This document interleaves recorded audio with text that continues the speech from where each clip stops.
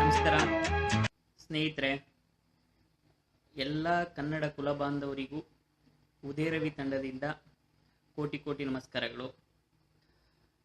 ಸದ್ಯದ ಮಟ್ಟಿಗೆ ಈ ವಿಡಿಯೋ ಮಾಡ್ತಾ ಇರೋ ಉದ್ದೇಶ ಏನಪ್ಪ ಅಂತಂದರೆ, ಇತ್ತೀಚೆಗೆ ನೀವು ವಾರ್ತೆಗಳಲ್ಲಿರ್ಬೋದು ಅಥವಾ ಸಾಮಾಜಿಕ ಜಾಲತಾಣಗಳಲ್ಲಿರ್ಬೋದು ತುಂಬ ನೋಡಿರ್ತೀರ. ಡಬ್ಬಿಂಗ್ ಬೇಕಾ ಮತ್ತು ಡಬ್ಬಿಂಗ್ ಬೇಡವಾ,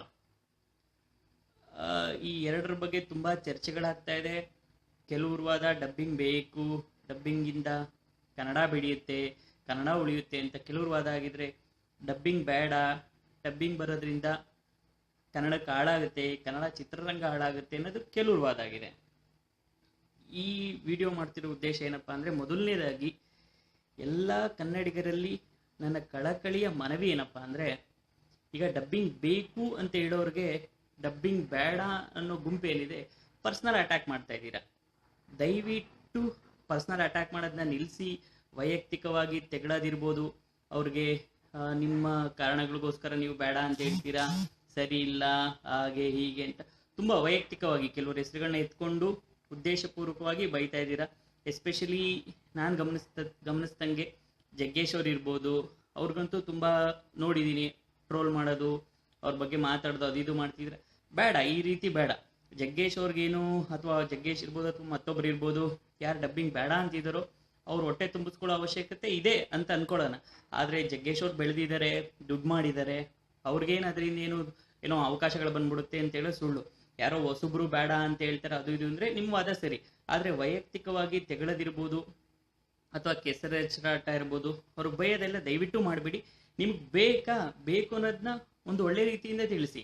ಅಥವಾ ಬೇಡ ಅನ್ನೋರು ಸಹ ಅಷ್ಟೇ, ಬೇಕು ಅನ್ನೋರಿಗೆ ಬೈಯೋದು, ಅವ್ರು ಸರಿ ಇಲ್ಲ, ಅದು ಇದು ಅನ್ನೋದು ಇದನ್ನು ಮಾಡಿಬಿಡಿ. ಯಾಕೆಂದ್ರೆ ಎಲ್ಲ ಕನ್ನಡಿಗರೇ, ಅವ್ರು ಬೇಡ ಅಂತಿದ್ದಾರೆ, ಇವ್ರು ಬೇಕು ಅಂತಿದ್ರೆ, ಅಭಿಪ್ರಾಯಗಳು ಬೇರೆ ಬೇರೆ ಖಂಡಿತ ಇರ್ತವೆ.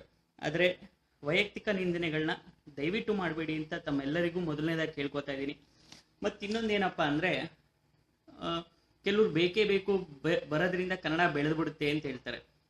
ನಾನು ಕೆಲವೊಂದು ಟಿಪ್ಪಣಿಗಳನ್ನ ಕೊಡ್ತಾ ಹೋಗ್ತೀನಿ. ಮೊದಲನೇದಾಗಿ, ನೀವು ಯಾವುದೇ ಪರಭಾಷಿಕರ ಜೊತೆ ಮಾತಾಡ್ತಾ ಇರ್ತಕ್ಕಂಥ ಸಂದರ್ಭದಲ್ಲಿ ಅವರಿಗೆ ತಮಿಳು ಅಥವಾ ತೆಲುಗು ಅಂತೇನು ಮಾತು ಶುರು ಮಾಡ್ತಾರೆ, ಅವರಿಗೆ ತಮಿಳು ಅಥವಾ ತೆಲುಗು ಅಂದರೆ ಅದು ಕೇವಲ ಚಿತ್ರರಂಗ ಮಾತ್ರ ಆಗಿರುತ್ತೆ. ಅವ್ರು ಏನೇ ಮಾತಾಡೋದು ಚಿತ್ರರಂಗದಿಂದ ಮಾತ್ರ ಮಾತಾಡ್ತಾರೆ. ಆದರೆ ಕನ್ನಡಿಗರಿಗೆ ಖಂಡಿತ ಆಗಲ್ಲ. ಕನ್ನಡಿಗರಿಗೆ ಕನ್ನಡ ಅಂದರೆ ಕನ್ನಡ ಚಿತ್ರರಂಗವೂ ಹೌದು, ಅದನ್ನು ಬಿಟ್ಟು ನಮ್ಮ ಕಲೆ, ನಮ್ಮ ಸಾಹಿತ್ಯ, ನಮ್ಮ ಜಾನಪದ ತುಂಬ ಇದೆ ಮಾತಾಡ್ಕೊಳ್ಳೋದಕ್ಕೆ. ಆದರೆ ತಮಿಳವ್ರು ಇರ್ಬೋದು ಅಥವಾ ತೆಲುಗೂರು ಇರ್ಬೋದು, ನಾನು ಅವ್ರಿಗೆ ಖಂಡಿತ ಅವ್ರಿಗೇನು ಅವ್ರು ಕಡಿಮೆ ಅಂತ ಹೇಳ್ತಿಲ್ಲ. ಆದರೆ ಅವರ ಮೇನ್ ಅಜೆಂಡಾ ಅಥವಾ ಮೊದಲು ಅವರು ವಾದ ಶುರು ಮಾಡೋದೇ ಚಿತ್ರರಂಗದಿಂದ. ನಾವು ಚಿತ್ರರಂಗದಲ್ಲಿ ಬೆಳೆದಿದ್ದೀವಿ, ಹೌದು, ಚಿತ್ರರಂಗ ಅನ್ನೋದೊಂದು ಮಾಧ್ಯಮ, ತುಂಬ ಬಡವನ್ನೂ ತಲುಪುತ್ತೆ, ಶ್ರೀಮಂತನೂ ತಲುಪುತ್ತೆ, ಒಂದು ಎಫೆಕ್ಟಿವ್ ಮೀಡಿಯಾ, ಎಲ್ಲ ಸತ್ಯ. ಆದರೆ ಅವರು ಅದೊಂದೇ ಇಟ್ಕೊಂಡು ವಾದ ಮಾಡ್ತಾರೆ. ಆದರೆ ನಮಗಾಗಲ್ಲ ಕನ್ನಡಿಗರಿಗೆ. ದಯವಿಟ್ಟು ಅದನ್ನ ಎಲ್ಲ ಮನಸ್ಸಲ್ಲಿ ಇಟ್ಕೊಳ್ಳಿ. ಕನ್ನಡ ಅಂದರೆ ನಮ್ಮ ಜಾನಪದ ಇದೆ, ಸಾಹಿತ್ಯ ಇದೆ, ನಮ್ಮದೇ ಆದ ಕಲೆಗಳಿದ್ದಾವೆ, ಯಕ್ಷಗಾನ ಇದೆ, ಎಲ್ಲ ಇದೆ, ಅವರವರಲ್ಲೂ ಇರ್ತವೆ. ಆದರೆ ಅವ್ರು ವಾದ ಶುರು ಮಾಡೋದೇ ಮೊದಲು ಚಿತ್ರರಂಗದಿಂದ.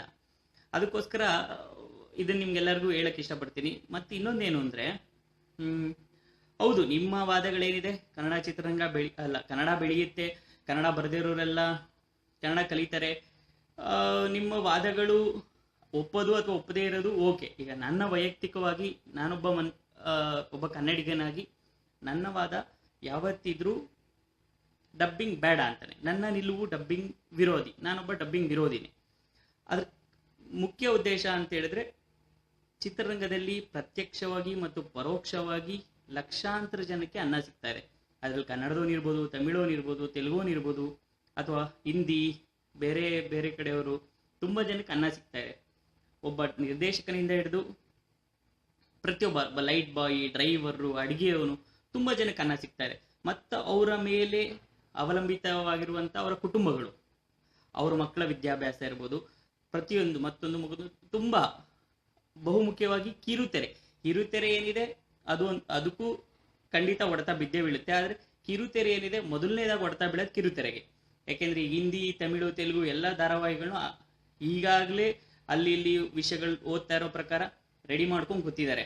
ಒಂದು ವೇಳೆ ಡಬ್ಬಿಂಗ್ ಬಂದಿದ್ದೇ ಆದ್ರೆ ಎಲ್ಲ ಸೀರಿಯಲ್ಗಳನ್ನ ಬಿಡ್ತಾ ಹೋಗ್ತಾರೆ, ಧಾರಾವಾಹಿಗಳೆಲ್ಲ ಬರ್ತಾ ಹೋಗ್ತವೆ. ಮತ್ತೆ ಡಬ್ಬಿಂಗ್ ವಿರೋಧಿಗಳೇನಿದ್ದಾರೆ, ಖಂಡಿತ ಈಗ ನ್ಯಾಷನಲ್ ಜಿಯೋಗ್ರಫಿ, ಹಿಸ್ಟ್ರಿ ಇಂಥದ್ರ ಬಗ್ಗೆ ಯಾರಿಗೂ ವಿರೋಧ ಇಲ್ಲ. ಆದ್ರೆ ಇಷ್ಟಕ್ಕೆ ಮಾತ್ರ ಸೀಮಿತ ಆಗುತ್ತಾ ಡಬ್ಬಿಂಗ್ ಬಂದ್ರೆ? ಈ ಬೆಕ್ಕಕ್ಕೆ ಗಂಟೆ ಕಟ್ಟುವಂತ ಕೆಲಸ ಮಾಡೋರು ಯಾರು? ಇಷ್ಟಕ್ಕೆ ಮಾಡಿ ಅಂತ ಅದು ಖಂಡಿತ ಸಾಧ್ಯ ಇಲ್ಲ. ಮತ್ತೆ ಇನ್ನೊಂದೇನು ಅಂದ್ರೆ, ಕನ್ನಡಿಗರು ಮತ್ತು ಪರಭಾಷಿಕರೇನಿದೆ, ಚಲನಚಿತ್ರ ವೀಕ್ಷಣೆಯ ವ್ಯಾಮೋಹ ಏನಿದೆ ಅದು ಕನ್ನಡಿಗರಿಗೆ ಅಷ್ಟಿಲ್ಲ. ನಾವು ತುಂಬಾ ನೋಡ್ತೀವಿ, ಸೆಲೆಕ್ಟಿವ್ ಆಗಿರ್ತೀವಿ. ಬಿಡುಗಡೆ ಆಗುವಂತ ಎಲ್ಲಾ ತಮಿಳು ಚಿತ್ರಗಳನ್ನ ನಾವು ನೋಡಲ್ಲ, ಅಥವಾ ಎಲ್ಲಾ ತೆಲುಗು ಚಿತ್ರಗಳನ್ನ ನಾವು ನೋಡಲ್ಲ. ಯಾವುದೋ ಒಂದು ಕೆಲವು ಹೆಸರಾಂತ ನಟರದಿರ್ಬೋದು, ಹೆಸರಾಂತ ನಿರ್ದೇಶಕರದಿರ್ಬೋದು, ಅಥವಾ ಚೆನ್ನಾಗಿದೆ ಅಂತ ಗೊತ್ತಾದ್ಮೇಲೆ ಮಾತ್ರ ಅಂತ ಚಿತ್ರಗಳು ನೋಡ್ತೀವಿ. ಬೆಂಗಳೂರಲ್ಲಿ ಅಥವಾ ಕರ್ನಾಟಕದಲ್ಲಿ ಬಿಡುಗಡೆಗೊಳ್ಳುವಂತ ಚಿತ್ರಗಳು ಕೂಡ ಅಂತದೆ.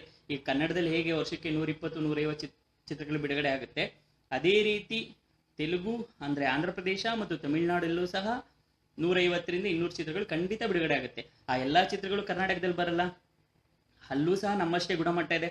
ಆದ್ರೆ ಅವ್ರಿಗೆ ಮಾರ್ಕೆಟ್ ವ್ಯಾಪ್ತಿ ಜಾಸ್ತಿ ಇರೋದ್ರಿಂದ ಅವರು ಹಾಕುವಂತ ಬಂಡವಾಳ ಜಾಸ್ತಿ ಇರುತ್ತೆ, ಅದರಿಂದ ಅವ್ರದ್ದು ರಿಚ್ನೆಸ್ ಆಗಿರುತ್ತೆ ಹೊರತು ಬೇರೆ ಇನ್ನೇನು ಇರಲ್ಲ. ನಮ್ಮಲ್ಲೂ ಸಹ ಈಗ ಎಂತೆಂಥ ಒಳ್ಳೊಳ್ಳೆ ಕನ್ನಡ ಚಲನಚಿತ್ರಗಳು ಬರ್ತಿದ್ದಾವೆ, ಜನ ನೋಡ್ತಿದ್ದಾರೆ, ಪ್ರೋತ್ಸಾಹಿಸ್ತಿದ್ದಾರೆ, ಎಲ್ಲ ನಡೀತಾ ಇದೆ. ಆದ್ರೆ ಡಬ್ಬಿಂಗ್ ಬರೋದ್ರಿಂದ ನಿಮ್ಮ ವಾದಗಳೇನಿದಾವೆ, ಕನ್ನಡ ಬೆಳೆದು ಬಿಡುತ್ತೆ. ಅದಕ್ಕೆ ಕೆಲವೊಬ್ರು ಹೇಳುವಂಥದ್ದು ಏನು ಅಂದ್ರೆ, ಈಗೊಬ್ಬ ಯಾರೋ ಒಬ್ಬ ಹಳ್ಳಿಗ ಅವನು ಕನ್ನಡ ಬರಲ್ಲ, ಕನ್ನಡ ಬರುತ್ತೆ, ಆ ವ್ಯಕ್ತಿ ಈಗ ಬಾಹುಬಲಿ ಇರ್ಬೋದು, ಅಥವಾ ಹಿಂದಿನ ಪಿಕೆ ಇರ್ಬೋದು, ಅಥವಾ ತಮಿಳು ತೆಲುಗಿನ ಮತ್ತೊಂದು ಹೆಸರಾಂತ ಚಿತ್ರಗಳಿರ್ಬೋದು, ಅದನ್ನ ಕನ್ನಡದಲ್ಲೇ ನೋಡಿದ್ರೆ ಅವ್ನು ತೆಲುಗು ಅಥವಾ ತಮಿಳು ಕಲಿಯೋ ಉದ್ದೇಶ ಇಲ್ಲ, ಆಗ ಇದಾಗುತ್ತೆ ಅದಾಗುತ್ತೆ. ಸರಿ, ಎಲ್ಲ ನಿಜಾನೇ, ಅವ್ನು ಕಲಿಯೋ ಉದ್ದೇಶ ಇರಲ್ಲ. ಆದ್ರೆ ತಮಿಳು ತೆಲುಗು ಕಲ್ತಿದ ತಕ್ಷಣ ಕನ್ನಡ ಮರೆಯೋದೇನಕ್ಕೆ, ಕನ್ನಡ ಬಿಡೋದೇನಕ್ಕೆ? ಅದ್ರೇನು ಅವಶ್ಯಕತೆ ಇಲ್ಲ. ಕನ್ನಡ ಬೆಳೆಯುತ್ತೆ ಅನ್ನೋ ವಾದ ನನಗೇನೋ ಸಮಂಜಸ ಅನ್ನಿಸ್ತಾನೂ ಇಲ್ಲ, ಅದು ಯಾವ ರೀತಿ ಅನ್ನೋದು ಗೊತ್ತಾಗ್ತಾ ಇಲ್ಲ.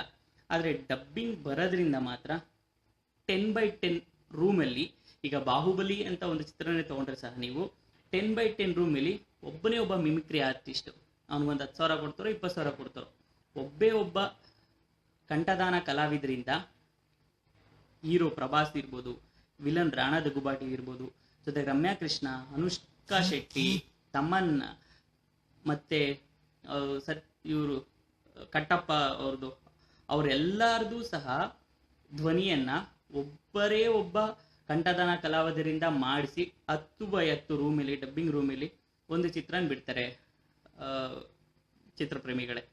ಅದೇ ಒಂದು ಯಾವ್ದಾದ್ರು ಒಂದು ಉತ್ತಮ ಚಿತ್ರನ ರಿಮೇಕ್ ಮಾಡೋ ಸಂದರ್ಭದಲ್ಲಿ ಅದರಲ್ಲಿ ಎಷ್ಟು ಜನರ ಕೆಲಸ ಇರುತ್ತೆ, ಎಷ್ಟು ಜನಕ್ಕೆ ಅನ್ನ ಸಿಗುತ್ತೆ. ಮಾಡ್ಲಿ, ರಿಮೇಕ್ ಯಾವತ್ತೂ ಯಾರು ಬೇಡ ಅಂದಿಲ್ಲ. ನಮ್ಮ ನೇಟಿವಿಟಿಗಂತೆ ತಂದ್ಕೊಂಡು ಚಿತ್ರಗಳು ಮಾಡಿ ಎಷ್ಟೋ ರಿಮೇಕ್ ಚಿತ್ರಗಳು ಓಡಿದಾವೆ, ಎಷ್ಟೋ ರಿಮೇಕ್ ಚಿತ್ರಗಳು ಇವತ್ತಿಗೂ ಓಡ್ತಾ ಇದಾವೆ, ಇವತ್ತಿಗೂ ಬಿಡುಗಡೆ ಆಗ್ತಾ ಇದಾವೆ. ರಿಮೇಕ್ ಚಿತ್ರಗಳನ್ನ ಯಾರು ಬೇಡ ಅಂತಿಲ್ಲ. ಡಬ್ಬಿಂಗ್ ಬೇಡ ಅನ್ನೋ ಉದ್ದೇಶ ಇದೊಂದೇ, ಕನ್ನಡ ಚಿತ್ರಗಳು ಉಳಿಲಿ, ಕನ್ನಡ ಚಿತ್ರಗಳು ಬೆಳಿಲಿ ಅಂತ. ಡಬ್ಬಿಂಗ್ ಬರೋದ್ರಿಂದ ಕನ್ನಡ ಹಾಳಾಗೋಗುತ್ತೆ ಅನ್ನೋದು ಸುಳ್ಳು. ಕೆಲವರು ವಾದ ಮಾಡ್ತಾರೆ ಡಬ್ಬಿಂಗ್ ಇಂದ ಕನ್ನಡ ಹಾಳಾಗೋಗುತ್ತೆ, ಖಂಡಿತ ಸುಳ್ಳು. ಅದರಿಂದ ವೈಯಕ್ತಿಕ ಹಿತಾಸಕ್ತಿಗಳು ಖಂಡಿತ ಇದಾವೆ, ಆದ್ರೆ ಅದೊಂದು ಒಳ್ಳೆ ಉದ್ದೇಶಕ್ಕೋಸ್ಕರ. ಒಂದು ಕುಟುಂಬದ ಊಟ, ಒಂದು ಕುಟುಂಬದ ಖರ್ಚುಗಳೇನಿದಾವೆ, ಅದರಿಂದ ಇರೋ ತುಂಬಾ ಲಕ್ಷಾಂತರ ಜನರ ಬೆವರು, ಅದರಿಂದ ಅವ್ರಿಗೆ ಬರೋ ದುಡ್ಡು, ಪ್ರತಿಯೊಂದು ಗಮನದಲ್ಲಿ ಇಟ್ಕೊಂಡು ಅವ್ರು ಹೇಳ್ತಿರ್ತಾರೆ ಹೊರತು ಅಷ್ಟಕ್ಕೆ ಮಾತ್ರಕ್ಕೆ ಅವ್ರು ಸರಿ ಇಲ್ಲ, ಇವ್ರು ಸರಿ ಇಲ್ಲ ಅನ್ನೋ ವಾದಗಳನ್ನೆಲ್ಲ ಬಿಟ್ಟು ದಯವಿಟ್ಟು ಒಮ್ಮೆ ಯೋಚನೆ ಮಾಡಿ ನೋಡಿ, ಕನ್ನಡ ಯಾವ ರೀತಿ ಬೆಳೆಯುತ್ತೆ ಅಥವಾ ಕನ್ನಡ ಬೆಳೆದೇ ಬಿಡುತ್ತೆ. ಅದೆಲ್ಲ ಕನ್ನಡಿಗರಾದ್ಮೇಲೆ ಕನ್ನಡನ ಮಾತಾಡಿ, ಕನ್ನಡ ಸಾಹಿತ್ಯ ಪುಸ್ತಕಗಳನ್ನ ಕೊಂಡು ಓದಿ, ಅಥವಾ ಈಗ ನಿಜಕ್ಕೂ ಒಂದು ಹೇಳಲೇಬೇಕಾದಂಥ ವಿಷಯ ಅಂದ್ರೆ ವಾಸು ದೀಕ್ಷಿತ್ ಅವ್ರಿಗಂತೂ ಹ್ಯಾಟ್ಸ್ ಆಫ್ ಹೇಳಲೇಬೇಕು. ಆ ಮನುಷ್ಯ ಮೆಟ್ರೋ ಸ್ಟೇಷನ್ಗಳಲ್ಲಿರ್ಬೋದು, ಅಥವಾ BMTC ಬಸ್ಗಳಿರ್ಬೋದು, ಅಥವಾ ಹೊರಗಡೆ ಇರ್ಬೋದು, ಅವ್ರು ಕನ್ನಡ ಕಟ್ಟೋ ರೀತಿ ಇದೆಯಲ್ಲ, ಖಂಡಿತ ಮೆಚ್ಚುವಂಥದ್ದು. ಸರ್, ನಿಮ್ಗೆ ಹ್ಯಾಟ್ಸ್ ಆಫ್. ಖಂಡಿತ ನಿಮ್ಮ ಕೆಲಸನ ಇದೇ ರೀತಿಯಾಗಿ ಮುಂದುವರಿಸಿ. ಅದೇ ರೀತಿಯಾಗಿ ನಾನು ಎಲ್ಲ ಕನ್ನಡಿಗರಲ್ಲೂ ಬೇಡ್ಕೊಳ್ಳೋದಿಷ್ಟೇ, ನಿಮ್ಮಲ್ಲಿ ಖಂಡಿತ ಅಭಿಮಾನ ಇದ್ರೆ ಸಾಹಿತ್ಯನ ಬೆಳೆಸಿ, ಉಳಿಸಿ, ಅಥವಾ ಬೇರೆ ಪರಭಾಷಿಕರಿಗೆ ಕನ್ನಡ ಕಲಿಸಿ, ಒಳ್ಳೊಳ್ಳೆ ಕನ್ನಡ ಚಿತ್ರಗಳನ್ನ ತೋರಿಸಿ. ಆದ್ರೆ ಡಬ್ಬಿಂಗ್ ಬೇಕು ಅಂತ ಕೆಲವೊಬ್ರು ನಿರ್ಮಾಪಕರು ಏನು ಹುನ್ನಾರ ಮಾಡ್ಕೊಂಡು ಮಾಡ್ತಿದ್ದಾರೆ, ದಯವಿಟ್ಟು ಅವ್ರಿಗೆ ಸಪೋರ್ಟ್ ಮಾಡಬೇಡಿ. ಈ ಫೇಸ್ಬುಕ್ ಮತ್ತೆ ವಾಟ್ಸಪ್ಗಳಲ್ಲಿ ಇವ್ರಿಗೆ ಬೈಯೋದು, ಇಲ್ಲ ನಮಗೆ ಬೇಕೇ ಬೇಕು ಅನ್ನೋದು ಅದು ನಿಲ್ಲಿಸಿ. ವೈಯಕ್ತಿಕವಾಗಿ ಮಾತ್ರ ಯಾರಿಗೂ ನಿಂದನೆ ಮಾಡಬೇಡಿ. ಬೇಕು ಅನ್ನೋರು ಬೇಕು ಅನ್ಲಿ, ಬೇಡ ಅನ್ನೋರು ಬೇಡ ಅನ್ಲಿ, ಅದು ಅವ್ರವ್ರ ವೈಯಕ್ತಿಕ ಅಭಿಪ್ರಾಯ. ಬಟ್ ದಯವಿಟ್ಟು ಅವ್ರಿಗೆ ವೈಯಕ್ತಿಕ ನಿಂದನೆಗಳು ಮಾಡಬೇಡಿ. ನಿಮ್ಗೆ ಬೇಡವಾ, ನೀವು ಅದನ್ನು ಸಮಂಜಸವಾಗಿ ಹೇಳಿ ಬೇಡ ಅಂತ. ಮತ್ತು ಇನ್ನೊಂದು, ಸಂವಿಧಾನದಲ್ಲಿ ಯಾವತ್ತೂ ಅದಕ್ಕೆ ಅವಕಾಶ ಇಲ್ಲ. ಈಗ ತಡೆಯೋಕ್ಕಂತೂ ಸಾಧ್ಯ ಇಲ್ಲ. ಈ ಒಂದು ಹೈಕೋರ್ಟ್ ಇರ್ಬೋದು ಅಥವಾ ಸುಪ್ರೀಂ ಕೋರ್ಟ್ ಇರ್ಬೋದು, ಅವ್ರು ಒಮ್ಮೆ ಏನಾದ್ರು ನಿರ್ದೇಶನ ಕೊಟ್ಟರು ಅಂದ್ರೆ ಖಂಡಿತ ಅದನ್ನು ಫಾಲೋ ಮಾಡಲೇಬೇಕು ಕನ್ನಡ ಚಿತ್ರರಂಗ. ಆದ್ರೆ ಇದನ್ನ ಕನ್ನಡ ಚಿತ್ರರಂಗದ ಉಳಿವಿಗೆ ಮತ್ತು ಬೆಳವಿಗೋಸ್ಕರ ಇಟ್ಕೊಂಡಿದ್ದಾರೆ ವಿನ ಬೇರೆ ಇನ್ನೇನು ಅಲ್ಲ. ಚಿತ್ರರಂಗ ಅಷ್ಟೇ. ಆದ್ರೆ ಕನ್ನಡ ಬೆಳೆದು ಬಿಡುತ್ತೆ, ಕನ್ನಡ ಹಾಳಾಗೋಗ್ಬಿಡುತ್ತೆ, ಖಂಡಿತ ಸುಳ್ಳು. ಡಬ್ಬಿಂಗ್ ಬರೋದ್ರಿಂದ ಕನ್ನಡ ಹಾಳಾಗೋಗುತ್ತೆ ಅನ್ನೋದು ಸುಳ್ಳು. ಆದರೆ ಕನ್ನಡ ಚಿತ್ರರಂಗ ಹಾಳಾಗೋಗುತ್ತೆ.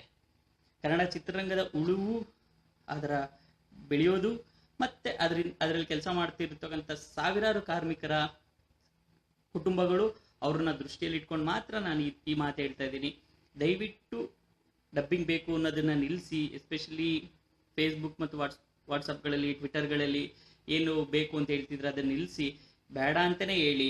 ಕುಟುಂಬಗಳ ಪ್ರಶ್ನೆ, ಖಂಡಿತ ಕನ್ನಡ ಬೆಳೆಯಲ್ಲ ಅಥವಾ ಕನ್ನಡ ಬೆಳೆಯುತ್ತೆ ಅನ್ನೋದೇ ಆದ್ರೆ ಈ ರೀತಿಯಾಗಿ ಬೆಳೆಸಿ. ವಾಸು ದೀಕ್ಷಿತ್ ಇರ್ಬೋದು, ರಘು ದೀಕ್ಷಿತ್ ಅವ್ರು ಇರ್ಬೋದು, ತುಂಬಾ ಜನ ಕನ್ನಡ ಕಟ್ಟೋ ಕೆಲಸ ಮಾಡ್ತಿದ್ದಾರೆ. ಆ ರೀತಿಯ ಕನ್ನಡ ಬೆಳೆಸಿ. ಎಷ್ಟೋ ಕುಟುಂಬಗಳನ್ನ ಕೆಲಸ ಇಲ್ದಿರೋ ಮಾಡಿ ಆ ಕುಟುಂಬಗಳನ್ನ ಬೀದಿಗೆ ತಂದು ಕನ್ನಡ ಬೆಳೆದು ಬಿಡುತ್ತೆ ಅಂತಂತೂ ನನಗನ್ನಿಸ್ತಿಲ್ಲ. ಅಥವಾ ನನಗೆ ಗೊತ್ತಿಲ್ಲ ನಿಮ್ಮ ವಾದ ಏನಿರ್ಬೋದು, ನೀವು ಸರಿನೂ ಇರ್ಬೋದು. ಆದ್ರೆ ದಯವಿಟ್ಟು ವೈಯಕ್ತಿಕ ನಿಲ್ಲಿಸಿ. ಕನ್ನಡ ಬೆಳೆಸಲೇಬೇಕು ಅಂತಿದ್ರೆ ಈ ರೀತಿಯ ಕನ್ನಡ ಬೆಳೆಸಿ, ಈ ರೀತಿಯ ಕನ್ನಡ ಕಟ್ಟಿ, 4 ಜನಕ್ಕೆ ಕನ್ನಡ ಕಲಿಸಿ, ಕನ್ನಡ ಪದಗಳನ್ನ ಕಲಿಸಿ, ಜೊತೆಗೆ ಕನ್ನಡ ಪುಸ್ತಕಗಳನ್ನ ಕೊಂಡೋದಿ. ಸಾಹಿತಿಗಳು ಬೆಳೀತಾರೆ ಅದರಿಂದ. ಕನ್ನಡ ದಿನಪತ್ರಿಕೆಗಳು ತಗೊಳ್ಳಿ, ಕೊಂಡೋದಿ. ಸುಮ್ಮನೆ ಫೇಸ್ಬುಕ್ಕಲ್ಲಿ ಕುತ್ಕೊಂಡು, ಅಲ್ಲಿ ಕುತ್ಕೊಂಡು, ಇಲ್ಲಿ ಕುತ್ಕೊಂಡು ಬೇಡ ಬೇಕು ಅನ್ನೋದು ವಾದ ಬಿಡಿ. ನಿಮ್ಮಿಂದ ಏನು ಸಾಧ್ಯನೋ ಸಣ್ಣ ಪುಟ್ಟದಾಗಿ ಮುಂದೆ ಮಾಡ್ತಾ ಹೋಗಿ. ಖಂಡಿತ ಕನ್ನಡ ಬೆಳೆಯುತ್ತೆ. ಕನ್ನಡ ಉಳಿಸಿ ಬೆಳೆಸಿ ಎಷ್ಟು ನಿಜನೋ ಅದೇ ರೀತಿ ಕನ್ನಡ ಬಳಸಿ ಮತ್ತು ಕನ್ನಡ ಉಳಿಸಿ. ಸದ್ಯಕ್ಕೆ ಕನ್ನಡ ಬಳಸಬೇಕಾಗಿದೆ, ಉಳಿಸದ ತಂತಾನೆ ಉಳಿಯುತ್ತೆ. ಕನ್ನಡ ಬಳಸಿ ಮತ್ತೆ ಕನ್ನಡ ಉಳಿಸಿ. ಇದೊಂದೇ ನಾನು ನಿಮ್ಮಲ್ಲಿ ಪ್ರಾರ್ಥನೆ ಮಾಡ್ಕೋತಾ ಇರೋದು. ಜೈ ಹಿಂದ್, ಜೈ ಕನ್ನಡ. ಧಿಮ್ ಧಿ ಧಿಮ್ ಧಿಮ್ ಧಿಮ್ ಧಿಮ್ ಧಿಮ್ ಧಿ